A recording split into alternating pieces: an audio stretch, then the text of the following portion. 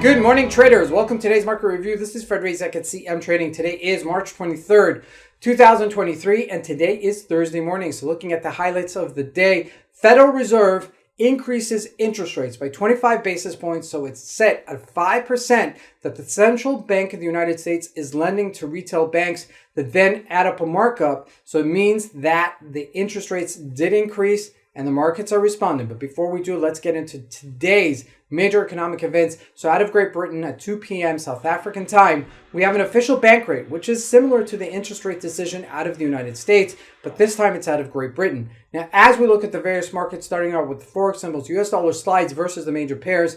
In terms of the indices, the NASDAQ stayed steady while the Dow Jones did sell off. Now, looking at commodities, both gold and oil did gain as a result of this news.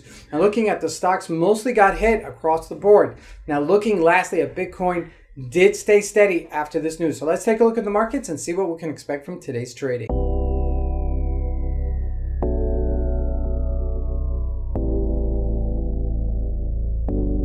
So here we go. We're taking a look at the Euro USD, and you could see it climbing higher versus the dollar, and it's getting closer to its resistance place. Now, the question is whether or not it's going to clear it, and will it break even higher? So you got to keep an eye on this because it's not going to be given to you right away. You're going to have to look at the other major pairs, how they respond to the dollar, and that's going to be your telling sign. So if we look at the other major pairs, if we look at the GBP USD, higher. So this is like, hey, maybe the euro will play catch up. And this is why you got to really put on your thinking cap and your focus cap to look how this cat and mouse kind of catch up versus each other, how that's going to work out. Is it going to be the euro is going to pull down the GBP, or is it going to be that the euro is going to catch up to the GBP versus the US dollar? That's what you should be looking at. And we're looking at the Australian dollar, which is breaking higher here, but just hitting that 200-day moving average and then faltering on a daily side. Now, you could see that quite clearly. You want to see it clear it, and you want to see it clear it with some volume.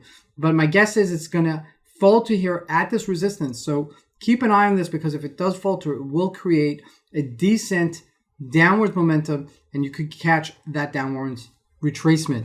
Now, looking at commodities, gold goes back to its 1977, almost 2000 level. Remember, we have that 1992 as a resistance-ish level. So if it does clear it, we could take it up higher. Okay, we could possibly go up to 2100. Now, we are in an inflationary environment, which means people will want to put their money in something that will stay and retain its value over time. So they'll give up their dollars in order to put it in something a little bit safer. And gold is that one. Now, crude oil raises to $70. Now at $72, we do have resistance. And this is an important level because $70 is a psychological level. If we go to 70, we could possibly go up to 75. But remember, $72 is a major resistance-ish area for oil. So keep that in mind as potential work that. Now, looking at the major indices, the Dow Jones did sell off yesterday from 32,900 down to 32,278. Not a big deal, okay, but it did sell off and did head shockwaves through the banking system. Why? Well, because some of the smaller banks are going to get hurt as a result of this. People are going to withdraw their money to put it into CDs, and that means that there may be some run on the banks, the smaller banks, not the bigger banks, but definitely the smaller banks. That may catch a code for the big banks, but for right now, it's more of a risk for the smaller banks, not the big banks. So keep an eye on this as well. Now, looking at the NASDAQ, didn't do nothing.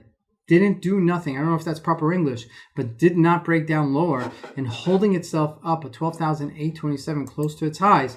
However, the major stocks did take a hit. Apple did sell off here. If you look at Facebook, also selling off, but close to its highs. It's not giving it up. So we may see some recovery there. Microsoft also close to its highs, but not breaking higher. If we look at the other major economic stocks like Amazon, sold off, interestingly enough, and so did Google. Okay, so this is like a little bit of a discrepancy how the market is responding to this. Now, this is really the key. JP Morgan, what happened? Faltered, because that means that there's going to be a little bit more there's going to be a little bit more pressure on the banks because of the current situation that we're in. So keep that in mind as we're going to today's session. And lastly, Bitcoin holding strong at 27,600, not breaking higher, but not breaking lower. So keep an eye on this as well as this continues to trade. This is Fred Razak. I want to wish everybody a great trading day. Thank you.